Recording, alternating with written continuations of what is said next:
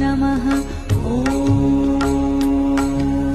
कृष्णाय वासुदेवाय हरये परमात्मने प्रणतः क्लेशनाशाय गोविन्दाय नमो नमः। कृष्णाय वासुदेवाय हरये परमात्मने प्रणतः क्लेशनाशाय गोविन्दाय नमो नमः।